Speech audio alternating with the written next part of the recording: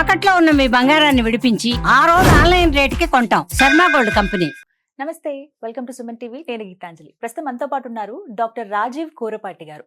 వారు అమెరికాలో వృత్తిరీత్యా డాక్టర్ అండి. 25 సంవత్సరాలుగా ఈ సర్వీస్ కొనసాగిస్తున్నారు. మరోవైపు ఆయనకి స్పిరిచువాలిటీ అంటే చాలా మక్కువ. ప్రత్యేకించి భగవద్గీత పైన ఎంతో మక్కువతోటి ట్రాన్స్లేషన్ అనేది చేశారు. కానీ ఇప్పటివరకు మనం చాలా సార్లు విన్నాము, చాలా చదువుకున్నాము, ఎన్నో గీతలు కూడా ఉన్నాయి మనకి. కానీ అందులో మరీ ముఖ్యంగా భగవద్గీతని ఇంగ్లీష్లో అందరికీ అర్థమయ్యే విధంగా ట్రాన్స్లేట్ చేశారు. అసలు భగవద్గీత సారం ఏంటి, ఎవరెవరు పఠించవచ్చు, ఎలా పఠించాలి, భగవద్గీతనే మన వే ఆఫ్ లైఫ్ అని చెబుతూ ఉంటారు, ఏం నేర్చుకోవచ్చు, ఇవన్నీ కూడా వారు చాలా వివరణాత్మకంగా వివరిస్తూ ఉన్నారనమాట. తెలుసుకుందాం వాటన్నిటి గురించి. అమెరికా నుంచి వచ్చారు. ఇండియా రాగానే మేము ఒకసారి ఒక ఫోన్ చేయగానే తప్పకుండా వస్తాను, వీటి గురించి వివరిస్తానని చెప్పారు. చాలా సంతోషం. మరి ఆలస్యం చేయకుండా భగవద్గీత గురించి రాజీవ్ గారి మాటల్లో విని తెలుసుకుందాం. డాక్టర్ గారు నమస్తే అండి. నమస్తే. ఎలా ఉన్నారు? బ్రహ్మాండంగా ఉన్నాను. మీరు ఎలా ఉన్నారు? చాలా బాగున్నాను. సో హ్యాపీ మిమ్మల్ని కలవటం. సప్త సముద్రాల అవతల ఉండేవాళ్ళు ఇప్పుడు ఇక్కడికి వచ్చేసారు. చాలా సంతోషంగా, చాలా హ్యాపీ సార్. 25 years గా సర్వీస్ కంటిన్యూ అవుతోంది. ఒక డాక్టర్ గా మీరు ఆ వృత్తిని కొనసాగిస్తూ భారతదేశం పైన ఉన్న మక్కువ, మరీ ముఖ్యంగా మన ఫిలాసఫీస్ వీటిపైన ఉన్నటువంటి మక్కువతోటి మీరు ట్రాన్స్లేషన్స్ చేస్తూ ఉన్నారు. అలాగే కొన్ని స్తోత్రాలని అవి రాయటం కావచ్చు, అర్థమయ్యే రీతిలో అందరికీ చెప్పటం కావచ్చు. ఇది one of the best part. చాలా సంతోషం అనిపించింది ఆ విషయంలో. ఇలా ఇంటర్వ్యూ చేయడం కూడా ఒక అదృష్టమే. ప్రత్యేకించి కానీ ఒక్కటే నాకు ఫస్ట్ సర్ప్రైజింగ్ అనిపించింది, సైన్స్, నమ్మకం. ఇవన్నీ ఎప్పుడు వర్సెస్ అనే మాట్లాడుతూ ఉంటాము. కానీ ఎలా మీరు వైపు డాక్టర్గా వృత్తిని కొనసాగిస్తూనే ఇంకొక వైపు ఈ స్పిరిచువాలిటీ ఈ వేలో ఎలా వెళ్ళగలుగుతున్నారు? మంచి ప్రశ్న వేశారు. ఎందుకంటే మేము అమెరికాలో ఎస్పెషల్లీ డాక్టర్గా ఉన్నప్పుడు కంప్లీట్లీ వెస్టర్న్ సైన్స్ కదా అది. అలోపతి అనేది వెస్టర్న్ మెడికల్ సైన్స్ అది. కానీ మనకి ఇక్కడ మన శాస్త్రాలు అవి చూస్తే అవంతా నమ్మకం అంటారు కానీ నేను ఒప్పుకోను. ఎందుకంటే దాని వెనకాల అంటే కొన్నిటికి నేను సెలెక్ట్ చేసుకున్న వాటికి ఎస్పెషల్లీ వాటి వెనకాల చాలా రీజన్, లాజిక్, ఏదైతే వెస్టర్న్ ఫిలాసఫీలో వెస్టర్న్ గ్రీక్ ఫిలాసఫీ అంటాం మనం, ఎపిస్టమాలజీ, ఆంటాలజీ, ఎథిక్స్, మెటాఫిజిక్స్ అని ఏవైతే మనం అంటుంటామో అవన్నీ మన దాంట్లో ఉన్నాయి. మనం అవి చదవక మనకు తెలియకుండా పోయిందనమాట. అందుకని నేనేం చేశానంటే మనలో ఉన్న ఫిలసాఫికల్ కాన్సెప్ట్స్ అన్ని బయటికి తేవాలని చెప్పి పుస్తకం రాశాను అనమాట, ఇండియన్ ఫిలాసఫీస్ రీడిస్కవర్డ్ అని. అట్లానే అదర్ ట్రాన్స్లేషన్స్, భగవద్గీత, దక్షిణామూర్తి స్తోత్రం, ఇట్లాంటివన్నీ ట్రాన్స్లేషన్స్ చేశాను. ఎందుకంటే సంస్కృతం మీద ఉన్న మక్కువతో.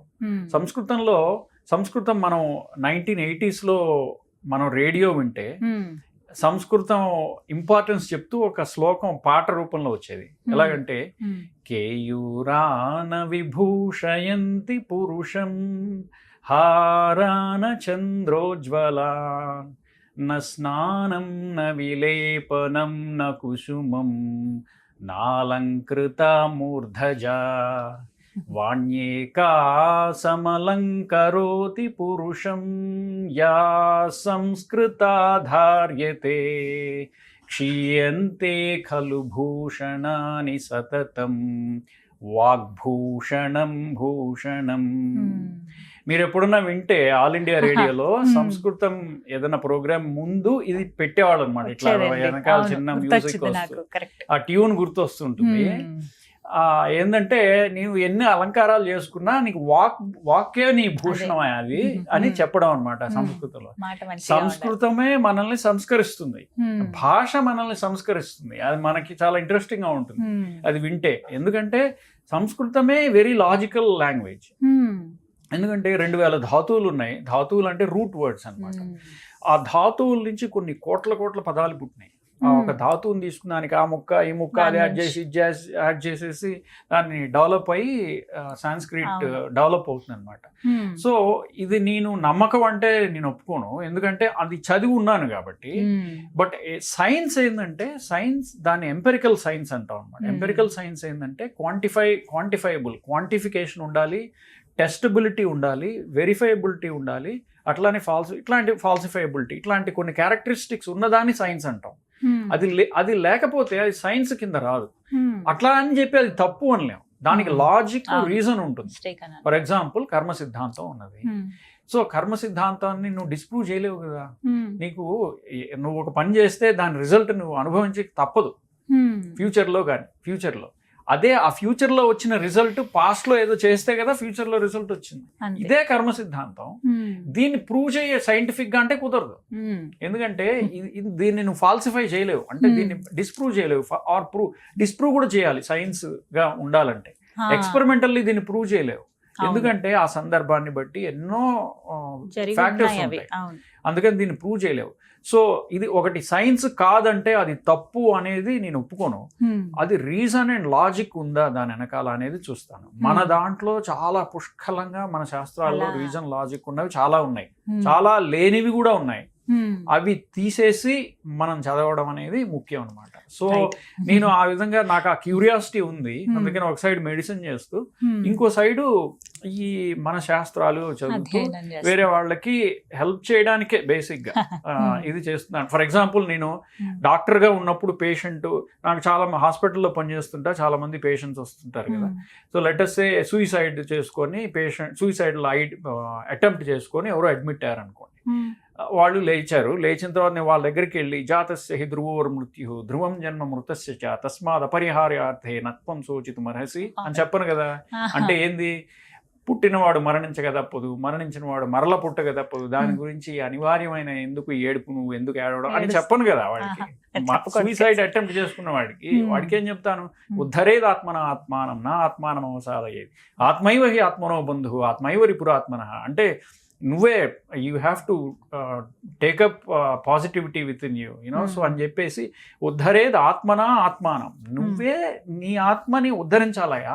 ఉద్ధరేత్, ఉద్ధరణి పంచపాత్ర అని వింటాం, అది ఇందులోంచి వచ్చింది. ఉత్ హరేత్ అంటే తీసి పైకి వెళ్ళడం అనమాట. ఉత్ హరేత్ అందులో నుంచి వచ్చింది ఉద్ధరేత్, అదే ఉద్ధరణి ఆ పేరు కూడా.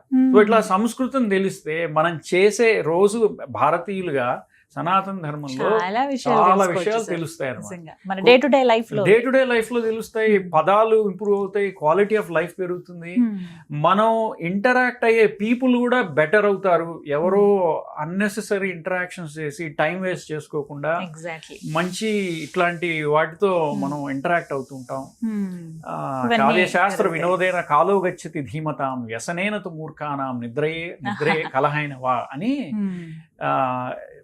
కావ్యశాస్త్ర వినోదేన కాలో గచ్చతి ధీమతాం. బుద్ధిమంతులకి వీటితో కాలం గడిచిపోతుంటుంది, వ్యసనాలతో నిద్రతో కాకుండా ఇట్లాంటి వాటితో కొత్త అంశాలు తెలుసుకుంటాం, బుద్ధి పదునెక్కుతుంది. దానివల్ల నాకు మెడిసిన్ కూడా ఇంప్రూవ్ అయింది ఇవి తెలుసుకోవడం వల్ల. ఎందుకంటే మైండ్ షార్ప్ అవుతుంది కదా, కొత్త కనెక్షన్స్ వస్తుంటాయి.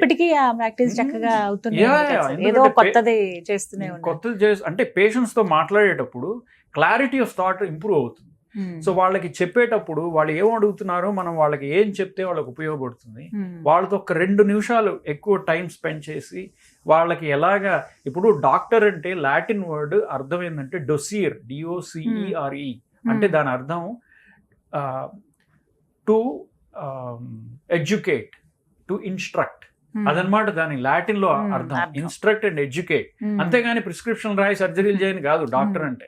To educate the patient, instruct the patient about good health. So దానికి ఇవన్నీ ఎలా వచ్చిందంటే సంస్కృతం చదవబట్టి, ఓహో వీటికి ఒక రూట్ పదం ఉంటుంది, అది తెలుసుకుంటే ఇంట్రెస్టింగ్ గా ఉంటుందని అది తెలుసుకోవడం వల్ల నాకు మెడిసిన్ కూడా ఇంప్రూవ్ అయింది. సో ఆ విధంగా అది ఇప్పుడు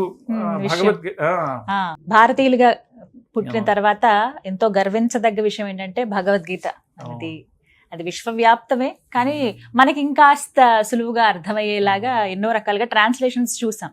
ఇప్పుడు మీ నుంచి ఇంకొక ట్రాన్స్లేషన్ అంటే ఎందుకంటే ఎంతమంది ట్రాన్స్లేట్ చేశారు కదా, మళ్ళీ మీకు ఎందుకు అనిపించింది భగవద్గీతని ట్రాన్స్లేట్ చేయాలి? ప్రత్యేకత ఏంటి అసలు మీరు చేసిన దాంట్లో? సో నేను ఎలా చేశానంటే, ఈ భగవద్గీతని చాలామంది చాలా రూపాల్లో ట్రాన్స్లేట్ చేశారు, వాళ్ళ మతాలు అనుసరిస్తూ చేశారనమాట. ఇప్పుడు ఫర్ ఎగ్జాంపుల్ అద్వైత వేదాంతుల దృష్టికోణంలో నుంచి భగవద్గీతని ట్రాన్స్లేట్ చేశారు. ద్వైత వేదాంత దృష్టికోణం చేశారు. నేనేం చేశానంటే ఇవన్నీ చదివి వీటిల్లో ఏదైతే ఎలాగైతే మనకి చెప్తే ఈ జనరేషన్కి, ఇప్పుడు నేను అమెరికాలో ఉంటాను, అమెరికాలో చాలా మంది భారతీయులు ఉన్నారు, అట్లానే చాలా దేశాల్లో చాలా మంది ఉన్నారు. భారతీయులే కాదు అమెరికన్స్ కూడా ఉన్నారు. వాళ్ళకు Obviously. కూడా అర్థం అవ్వాలంటే ఎలాగ చెప్తే ఏ భాషలో ఇంగ్లీషే ఏ భాషలో ఇంగ్లీష్లో ఎలా చెప్తే వాళ్ళకి అర్థం అవుతుంది, ఈజీగా వాళ్ళకి దాంట్లో ఉన్న ఎసెన్స్ వస్తుంది అనే ఒక ఐడియాతో దాన్ని ట్రాన్స్లేట్ చేశాను అనమాట. సో మామూలుగా పదచ్ఛేదం అంటే పదచ్ఛేదం చేసుకుంటే పదాన్ని డివైడ్ చేసి ట్రాన్స్లేషన్ రాసి దాని కింద ఒక షార్ట్ సమ్మరీ. నేను ఎలా చేశానంటే భగవద్గీతలో 700 శ్లోకాలు ఉంటాయి. ఒక్కొక్క పేజ్ లో ఒక్కొక్క శ్లోకం. దా బుక్ పేరే ద డైలీ గీతా ప్రాజెక్ట్. ప్రతి వాళ్ళు ఒక శ్లోకాన్ని ఒక రోజులో ఒక శ్లోకం అంటే నేను రాసిన పుస్తకంలో ఒక పేజీ చదివితే 5 నిమిషాల్లో అయిపోతుంది. సో ఒక శ్లోకం చదివి అట్లాగా ఎవ్రీడే ఒక పేజీ తీసి ఇంకో పేజీకి వెళ్తే ఇంకో శ్లోకం వచ్చేస్తుంది. సో ఈజీగా 2 years లో కంప్లీట్ చేయొచ్చు, మళ్ళీ చదువుకోవచ్చు, ఇంకా మీ ఇష్టం అనమాట దాంతో. సో అట్లాగా 760 పేజీలో ఎంతో వచ్చింది, 700 శ్లోకాలు, మధ్యలో కొద్దిగా సమ్మరీ. ప్రతి చాప్టర్ కి ముందు అందులో ఆ చాప్టర్ లో ఎన్ని శ్లోకాలు ఉన్నాయి, ఆ చాప్టర్ సమ్మరీ ఏంటి, అసలు కృష్ణుడు ఆ చాప్టర్ లో ఏం చెప్పదలుచుకున్నాడు, అర్జునుడు ఏం అడిగాడు అని ఒక షార్ట్ సమ్మరీ. చాప్టర్ అయిపోగానే మళ్ళీ ఇంకొక షార్ట్ సమ్మరీ, ఇందులో మనకి ఏం అర్థమైంది అనేది. సో ఇట్లాగా మన జనరేషన్ అంటే ఈ 21st జనరేషన్ లో పిల్లలకి అర్థం అవ్వాలి అనేది. అది ఎట్లాగంటే నమ్మకం లాగా ఉండకూడదు, అందులో చాలా రీజన్ లాజిక్ చాలా ఉంది ఆయన చెప్పిన దాంట్లో. చాలా మందికి చాలా విధాలుగా అది ఉపయోగపడుతుంది. మీరు ఏ స్టేజ్ ఆఫ్ లైఫ్ లో, మీరు గృహిణి అనుకోండి, మీకు కొన్ని చాప్టర్స్ మీకు ఇంట్రెస్టింగ్ గా ఉంటాయి. మీరు మేనేజ్మెంట్ లీడర్ అనుకోండి, మీరు కొన్ని ఇంట్రెస్టింగ్ గా ఉంటాయి. మీరు ఆధ్యాత్మిక చింతనలో ఉన్నారనుకో, మీకు కొన్ని ఇంట్రెస్టింగ్ గా ఉంటాయి. బట్ అల్టిమేట్లీ కృష్ణుడు చెప్పిందంతా వేదాంత సారమే. ఉపనిషత్ సారము వేదాంత సారమే. ఉపనిషత్సు భగవద్గీతాసు అని ఎండ్ అవుతుంటుంది. ఉపనిషత్తుల్లో చెప్పింది భగవద్గీతలో ఉంటుంది అని చెప్పారనమాట. సో ఫైనల్లీ వేదాంతమే, కానీ అర్థమయ్యే భాషలో సరళంగా అర్థమయ్యే భాషలో ఇంగ్లీష్. చాలా మందికి ఇప్పుడు ఇంగ్లీష్ అర్థం అయిపోతుంది.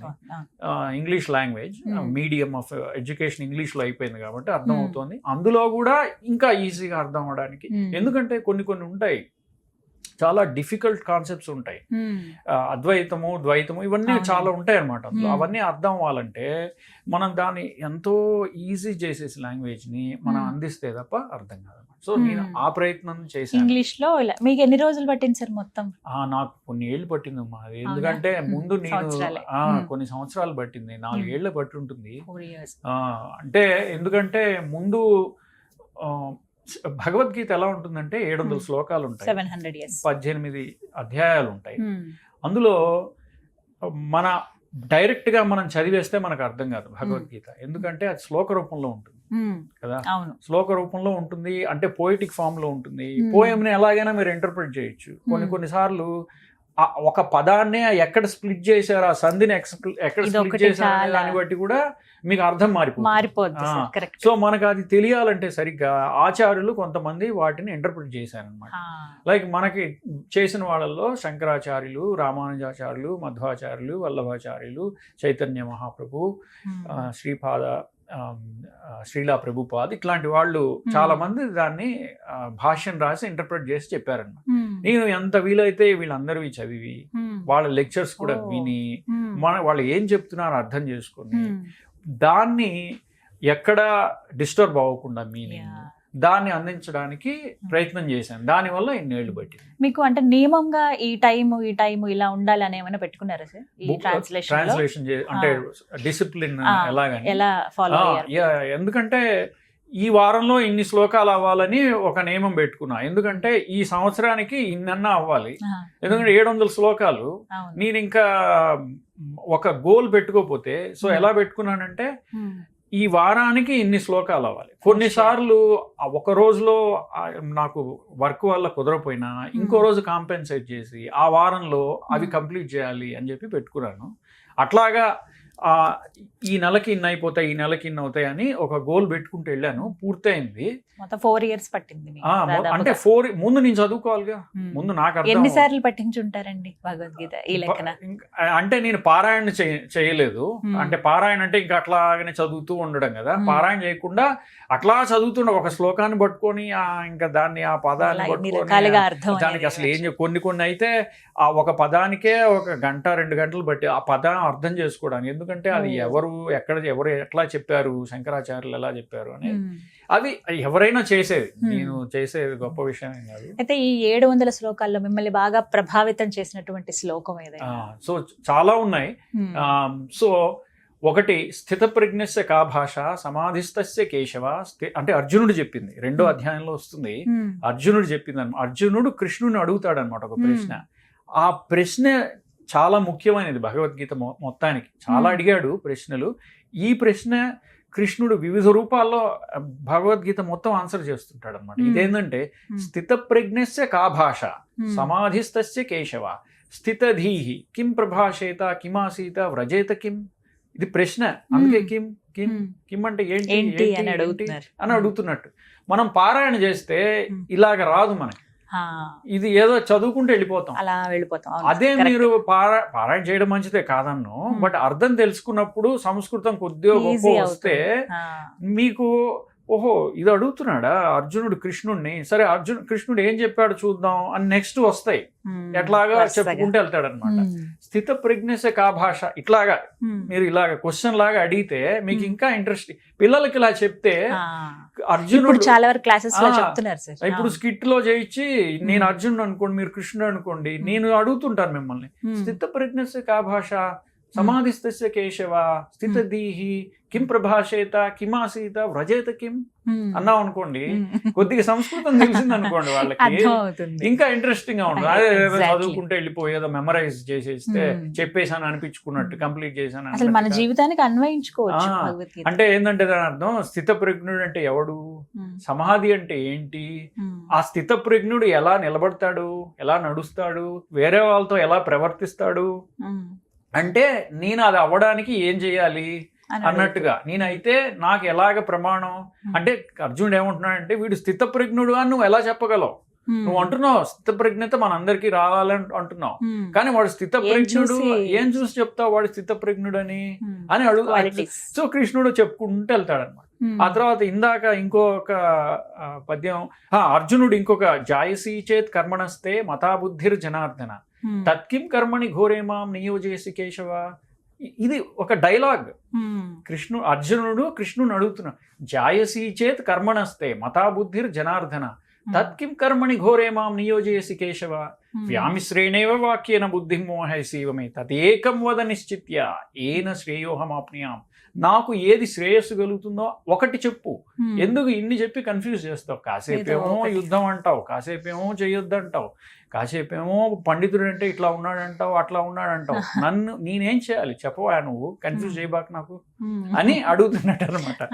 సో ఇలాగా కృష్ణుడిని అర్జునుడు ఏమీ లైట్ గా తీసుకోవాలా. నువ్వేదో చెప్తున్నావు నేను వింటున్నాను, నువ్వేది చెప్పినా కరెక్టే, ఇలాగేం అనలేదు. వేరే ఎక్కడా ఇది దొరకదు, ఏ మతాల్లో ఎక్కడా ఇది దొరకదు ఇట్లాంటి క్వశ్చన్. ఎందుకంటే ఫ్రీడమ్ టు క్వశ్చన్ ఉండాలి కదా మనకి.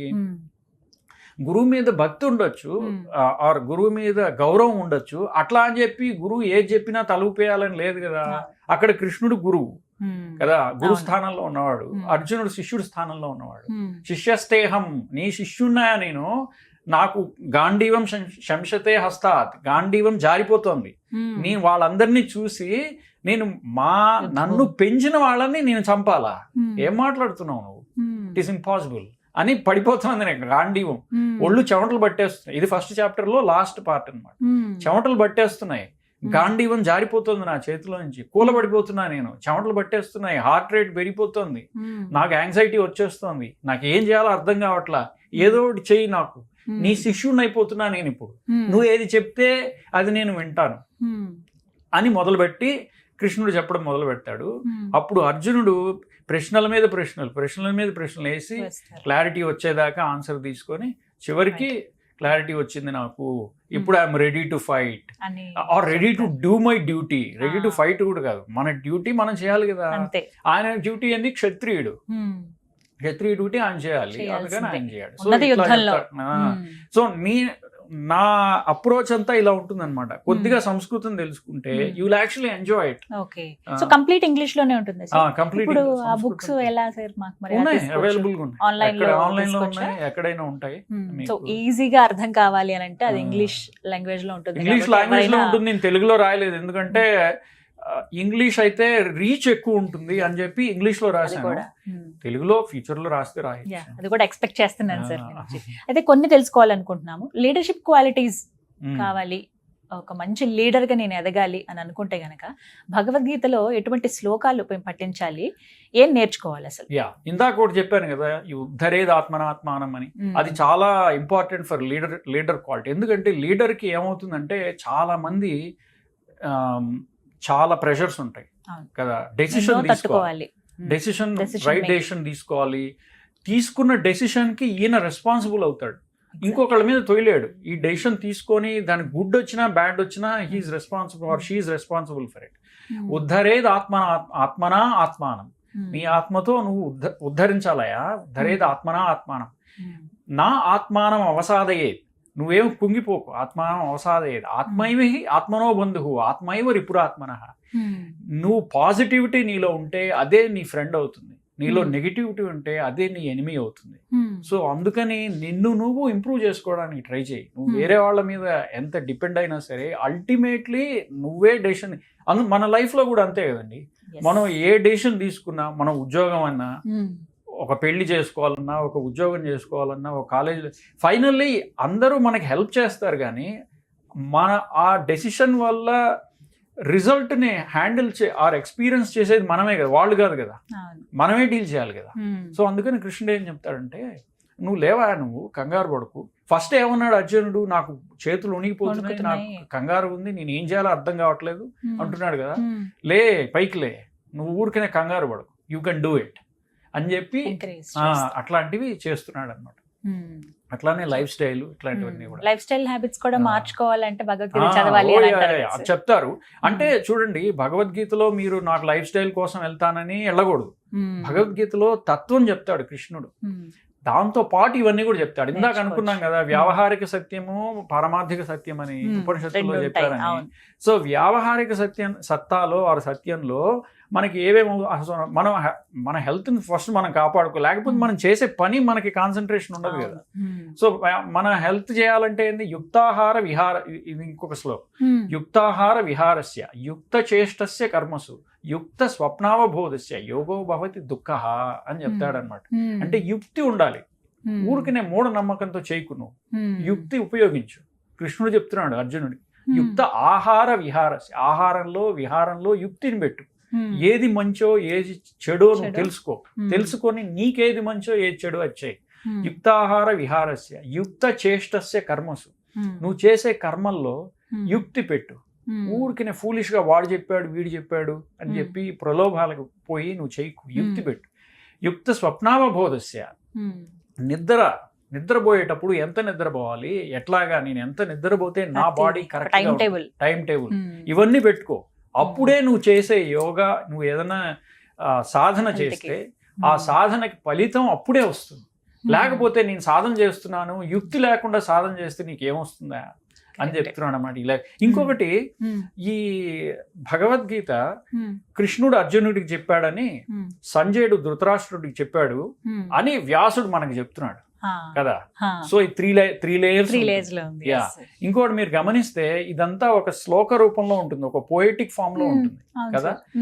సో ఇదంతా ఒక ఛందస్ అంటారు, ఒక మీటర్ తాళం వేస్తే ఎలా వస్తుంది అలా ఉంటుంది అనమాట. సో మీరు చూడండి, ఇది అనుష్టుప్ ఛందస్లో ఉంటుంది. అనుష్టుప్ ఛందస్ అంటే 4 పాదాలు ఉంటాయి శ్లోకానికి. 4 పాదాల్లో ఒక్కొక్క పాదానికి 8 అక్షరాలు ఉంటాయి, అంటే 8 సిలబల్స్ ఉంటాయి అన్నమాట. సో చూడండి, యుక్తాహార విహారస్య యుక్త చేష్టస్య కర్మసు యుక్త స్వప్నావబోధస్య యోగో భవతి దుఃఖః. సో అన్ని 8. 8 అన్ని శ్లోకాలు ఇలానే ఉంటాయి. సో మీరు నాట్ ఓన్లీ ఆ మీనింగే కాదు, ఇది కూడా ఎంజాయ్ చేయొచ్చు. ఈ ఒక సాహిత్యం కూడా భగవద్గీతలో మీరు ఎంజాయ్ చేయొచ్చు అనమాట. ఈ పదాలు ఎలా పెట్టారు అనేది కూడా మీరు ఎన్నో నేర్చుకోవచ్చు ఇందులో నుంచి. మీరు ఇందాక అన్నట్టుగా management skills, life style skills, లేకపోతే మీకు డిప్రెషన్, యాంగ్జైటీ ఇట్లాంటి ప్రాబ్లం ఉంటే అందులో హ్యాపీనెస్ కోసం ఆ తర్వాత తత్వబోధ పడుతుంది మీకు. ఆ తర్వాత సాహిత్యంలో కూడా ఇట్లా కూడా రాయొచ్చా, 700 శ్లోకాలు ఎలా పెట్టాడు ఆయన వ్యాసుడు అనేది. సో ఇవన్నీ మనకు వస్తాయి అన్నమాట. సో చాలా ఇంట్రెస్టింగ్. సార్ కామన్ థింగ్ ఏంటంటే మనలో ఎప్పటి నుంచో అలా మైండ్ లో కూరుకుపోయి ఉన్నది, రామాయణం, భారతం, భగవద్గీత ఇలాంటివన్నీ కూడా 60 ఏళ్ల తర్వాత ప్రశాంతంగా కృష్ణారామ అంటూ అప్పుడు చదువుకోవాలి.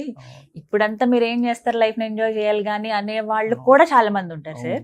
బట్ మేబీ ఇక్కడ ఇంకొక చిన్నది ఏంటంటే ఇప్పుడు కొంత మారింది పద్ధతి. సో ఇవి విన్న తర్వాత మీకేమనిపిస్తుంది, నిజంగా ఏజ్డ్ వాళ్ళు అప్పుడు వాళ్ళకి ఇంకా వేరే వ్యాపకం ఉండదు కాబట్టి అప్పుడు చదవాలా, యంగ్ ఏజ్ లోనే ఇప్పుడే చదవాలా అని అంటే ఏం చెప్తారు? అసలు భగవద్గీత చెప్పింది ఎవరికి? ఆ కర్తవ్యంలో ఉన్నవాడికి కదా. సో ఎవడో రిటైర్ అయిపోయిన వాడికి చెప్పలేదు. సో అర్జునుడు యూత్ లో ఉన్నప్పుడు, అర్జునుడు ఫైటింగ్ కి ముందు, అంటే తన కర్తవ్యం చేసే ముందు దిగాలు పడిపోయి కూర్చుంటే ఎలాగ అందులో నుంచి బయటికి రావాలో కృష్ణుడు చెప్పాడు. రిటైర్మెంట్ అయిపోయిన తర్వాత ఇంకా ఉంటుంది అంతా మనం ఇంకా ఏమి చేయలేని చెయ్యొచ్చు, చేసేవేవో చేయొచ్చు, కానీ అవకాశం ఉండదు కదా. ప్రాబ్లం ఏమవుతుందంటే, నేను మెడికల్ డాక్టర్నే కదా, సో నాకు అర్థం అవుతుంటుంది retirement age 60 and above 70 and above వచ్చినప్పుడు మెమరీ వీక్ అవుతూ ఉంటుంది. మీకు కొత్తగా ఏమన్నా తెలుసుకోవాలన్నా, ఏమన్నా ఉచ్చారణ చేయాలన్నా, జిజ్ఞాస, ఇవన్నీ తగ్గిపోతూ ఉంటాయి అప్పటికి. ఎందుకంటే న్యాచురల్ బయలాజికల్ గా తగ్గుతుంది, ఏదో మీ మిస్టేక్ అని కాదు, బయలాజికల్ గా తగ్గుతూ ఉంటాయి. చిన్నప్పుడు షార్ప్ గా ఉంటుంది మైండ్. ప్లస్ మీకు ఇవన్నీ ఎప్పుడు అవసరం, అంతా అయిపోయి ఇంట్లో కూర్చున్నప్పుడు కాదు కదా. ఇప్పుడు టైం పాస్ కాదు కదా ఇది. భగవద్గీత అనేది టైం పాస్ కాదు, టైంని ఎలాగా బెటర్ గా యూజ్ చేయాలనే దాన్ని కదా భగవద్గీత కృష్ణుడు అర్జునుడికి చెప్పాడు. సో అది ఎప్పుడు చేయాలంటే, ఎప్పుడైతే నీకు చేయాలనిపిస్తుందో అప్పుడు మొదలు పెట్టాలి. అంతే. మన వాళ్ళు సెలెక్ట్ చేసుకుంటారు సార్ డేట్స్, గీతా జయంతి రోజు అని చెప్పి, ఏకాదశి కని ఇలా అని పారాయణ చేస్తూ ఉంటారు. లేదు రోజుకు ఒక్కటి, ఇప్పుడు మీరు అన్నట్టు మీ పుస్తకంలో ఏ విధంగా అయితే మీరు ఏ ఉద్దేశంతో అయితే మీరు రాశారు సార్, అలాగే రోజుకి ఒక శ్లోకం అంటూ చదువుకోవచ్చు. నేను చెప్పేది ఏంటంటే, కాలేజీకి వస్తారు కదా పిల్లలు, ఎందుకంటే అప్పటిదాకా ఈ ఎంట్రన్స్ ఎగ్జామ్లు వీటిల్లో బిజీగా ఉంటారు. అదంతా అయిపోయి కాలేజీలకి లేకపోతే ఉద్యోగాలకి వచ్చినప్పటి నుంచి రోజుకి 5 నిమిషాలు ఒక పేజీ, అంటే నా పుస్తకమే ఎక్కర్లే, ఎవరి పుస్తకమైనా భగవద్గీతలో నీకు సంస్కృతం రాకపోతే ఇంగ్లీష్లోనో తెలుగులోనో ఏ భాషలో అయినా కొద్దిగా అర్థం కాకపోయినా కొద్దిగా చదువుతుంటే అది చిన్నగా మనకి ఎక్కుతుంది అనమాట లోపల. కొన్నిసార్లు ఈ శ్లోకానికి అర్థం అవ్వలేదు, అది చదివేసి వెళ్ళిపోయి 2 ఏళ్ల తర్వాత అర్థం అవుతుంది దానికి. ముందుకెళ్ళి ఎక్కడో దాని ఆన్సర్ ఉంటుంది, మళ్ళీ వెనక్కి వస్తుంది అనమాట. సో మనకి లైఫ్ లో ఎక్స్పీరియన్సెస్ మనకు కొన్నిటి ఇదే దాని అర్థం అని అప్పుడు అర్థం అవుతుంది. అప్పుడు మళ్ళీ దాన్ని వెళ్ళి మళ్ళీ చూసుకొని అలా చేసుకోవచ్చు అనమాట. సో అందుకని అర్థం అయినా అవ్వకపోయినా, ఎందుకంటే అందులో సారం ఉన్నదని మనకు తెలుసు. నీకు అర్థం అవ్వకపోతే అందులో సారం లేదని ఎలా చెప్తావు? అది నీకు అర్థం అవ్వలేదు అంతే. సో మీరు ఇచ్చే ఫైనల్ మెసేజ్ ఏంటి సార్, ఏమని చెప్తారు భగవద్గీత గురించి ఇప్పటి జనరేషన్ వాళ్ళకి? భగవద్గీత ప్రతి వాళ్ళు ఎంతో కొంత అవగాహన ఉండాలి, అందులో మీనింగ్ తెలుసుకోవాలి. అసలు కృష్ణుడు అర్జునుడికి ఎందుకు చెప్పాడు, అది మనకెలా ఉపయోగం. ఎప్పుడో ఎన్నో వేల ఏళ్ల క్రితం జరిగిన కురుక్షేత్రంలో ఒక ఆయన ఇంకొక ఆయనకి ఏదో చెప్తే అది నాకెందుకయా అనేది కాకుండా, అందులో ఏముందో అసలు ఏం చెప్పాడో అర్థం తెలుసుకొని పారాయణ చేస్తే చేయండి, సంస్కృతం వచ్చినా రాకపోయినా దాంట్లో ఉన్న ఎసెన్స్ తెలుసుకోండి, దాన్ని కరెక్ట్ గా అర్థం చేసుకోవాలి. ఎందుకంటే అర్థం చేసుకోవడానికి చాలా మంది ఆచార్యులు, గురువులు చెప్పుకున్నారు. సో ప్రతి వాళ్ళు ఎంతో 10 శ్లోకాలైనా దాని గురించి మనం అర్థం చేసుకొని, ఎందుకంటే మనుష్యానాం సహస్రేషు కశ్చిద్ యతతి సిద్ధయే యతతామపి సిద్ధానాం కశ్చిన్ మాం వేత్తి తత్వతః అన్నాడు కృష్ణుడు. అంటే 1000 మందిలో ఒకడు ఉంటాడు ఇంట్రెస్ట్ ఉన్నవాడు. వాళ్ళల్లో అట్లాంటి ఆ ఒక్కళ్ళు ఉంటారు కదా, అవును. అట్లాంటి 1000 మందిలో Hmm. ఎవడో ఒక్కడికి నేనెవరో అర్థం అవుతోంది, Hmm. ఆ ఒక్కడు స్థిత ప్రజ్ఞతని పొందుతున్నాడు అని Hmm. చెప్తున్నాడు అన్నమాట. Hmm. సో మన గోల్ అంతా ఎలా ఉండాలంటే ఎప్పుడో రిటైర్మెంట్ అయిన తర్వాత చదువుతాను ఇది కాదు. స్థిత ప్రజ్ఞత ఎలా వస్తుంది, ఈ ప్రతి మనిషికి లైఫ్లో దుడుకులు ఉంటాయి, ఖచ్చితంగా వస్తాయి. అసలు నువ్వు చేసినా చెయ్యకపోయినా, నువ్వు ఏమి చేసినా చెయ్యకపోయినా ఉంటాయి, ఉంటాయి. ఊరికనే కూర్చున్నా సరే ఉంటాయి. Hmm. సో అందుకని అవన్నీ ఎలా హ్యాండిల్ చేసుకోవాలి ఇవన్నీ చూడాలంటే మనకి ఇట్లాంటివి మనకు ఆల్రెడీ ఉన్నాయి, మనం కొత్తగా కనిపెట్టక్కర్లేదు, ఇంకో చోటకి వెళ్ళక్కర్లేదు, ఇంకో చోటకి ఎక్కడి నుంచో, పరిగెత్తుకుంటూ పోయి అవును, మనకి లక్కీగా మన ఇంట్లోనే ఉన్నాయి. నిజంగా ఆ, ఇళ్లలో పెట్టి అలా ఇప్పుడు అమెరికా పూజ చేస్తా వాళ్ళకైతే ఉంటాం. వాళ్ళకి లేవు Hmm. కాబట్టి మన దగ్గర చదువుకొని మళ్ళీ వెళ్ళాలి, ట్రాన్స్లేషన్ చేసుకోవాలి. Hmm. మన మాతృభాషల్లో, మన తెలుగులో, అందుబాటులో తమిళ్లో, సంస్కృత, కన్నడలో అన్నిట్లో మనకి అందించి ఒలిచి మన చేతిలో పెట్టారు. Correct. మనం పారేస్తే ఇంకా దానికి ఇంకేం చేస్తాం. అది నేను ఎప్పుడు రిటైర్ అయిన తర్వాత అది అసలు అంతకంటే దారుణం ఇంకోటి ఉంటుంది. చాలా సౌకర్యాలు కూడా వచ్చేసాయి సార్ ఇప్పుడు. పాకెట్ పాకెట్ లో వచ్చేసినాయి, జర్నీస్ లో అవును, చదువుకోవచ్చు, ట్రావెలింగ్ లో చదవచ్చు, ఆడియోస్ వినొచ్చు, అలా అయినా కూడా తెలుసుకోవచ్చు. ఇలా రకరకాలుగా ఆప్షన్స్ వచ్చేసి ఇవన్నీ చాలా ఉన్నాయి. అందులో భగవద్గీత చాలా గీతలు ఉన్నాయి కదా, గీతలు కూడా చాలా అష్టావక్ర గీత, ఉద్ధవ గీత, 60 ఉన్నాయి సార్, దాదాపు 60 ఉన్నాయని చెప్తారు. ఇందులో ఏంటంటే చెప్పాను కదా, ఇది ఛందస్సు, ఈ సాహిత్యము, ఈ సంస్కృతం, ఇదంతా చాలా బ్యూటిఫుల్ గా ఉంటుంది. దీన్ని మనం ఎంజాయ్ చేయొచ్చు. ఒక 4 శ్లోకాలు చదివి మన మైండ్ లో పెట్టేసుకుంటే హ్యాపీగా అప్పుడప్పుడు గుర్తొస్తుంటాయి. మన లైఫ్ కి అన్వయించుకొని మన లైఫ్ ని ఒక స్ట్రైట్ పాత్ లో మనకి పీస్ఫుల్ గా వెళ్ళేదానికి ఉపయోగపడుతుంది. ఎస్, బట్ ఫైనల్లీ నేనైతే కొంతమందిని చూసాను సార్, భగవద్గీత చదివిన తర్వాత నా లైఫ్ చేంజ్ అయిందని చెప్పి, కొంతమంది లైఫ్ టర్న్ అయిందని చెప్పి, అవును. తెలుసుకున్నారు అసలు జీవితం అంటే ఏంటని చెప్పి, ఇలా చాలా మంది దగ్గర చాలా విన్నాను మంది సార్ నేను. చెప్పారు, చిన్నవాళ్ళ నుంచి మహాత్మా Yes. గాంధీయే చెప్పారు. Yes, సో పెద్ద చాలా పెద్ద మంది వాళ్ళు విన్నాం. చెప్పారు. Hmm. చాలా మంది వెస్టర్న్ వాళ్ళు కూడా చదివారు ఇది. Hmm. మనకి అన్ఫార్చునేట్లీ మనం ఏమైందంటే మనకి ఇదిగో చనిపోయిన తర్వాత చెప్పేది, Hmm. రిటైర్మెంట్ అయిన తర్వాత చెప్పేది, ఎగ్జాక్ట్లీ, ఇది కూడా మనందరికి ఎక్కువగా తప్పుదో వచ్చిన ప్రాబ్లం అది. చనిపోయిన దగ్గర ఎక్కువ ఎక్కడ ప్లే చేస్తారంటే అక్కడే. అక్కడ చేస్తారు. బట్ ఇప్పుడు మారింది సార్, అది సంతోషమే. సోషల్ మీడియా వల్ల ఇది one of the benefits. Exactly, yeah. చాలా నెగటివ్స్ ఉన్నాయి కానీ ఇది one of the benefits. Yes, ఇదైతే ఖచ్చితంగా ఈ విషయంలో మీ Correct. నుంచి ఇంకా ఇలాంటివి ఎక్స్పెక్ట్ చేస్తున్నాను సార్. మీరు మళ్ళీ కనుక వచ్చినప్పుడు డెఫినెట్ గా మాకు కొంత సమయం ఇవ్వాలి, వీటిపైన ఇంకా విపులంగా ఇంకా వివరంగా మాట్లాడదాం sir. Yeah. Thank you so much and all the best sir. ఈ మార్గంలో మీరు ఇంకా మరిన్ని సక్సెస్ఫుల్ ఏమనాలి, మంచి పుస్తకాలు రాయాలి, మాకు ఇంకా అర్థమయ్యే రీతిలో వాటిని అందించాలని, Yeah. మీ జర్నీ ఇంకా పూల పాన్పుల అలా సాగాలని మనస్ఫూర్తిగా కోరుకుంటున్నాను. Yeah. Thank you. Thank you very much.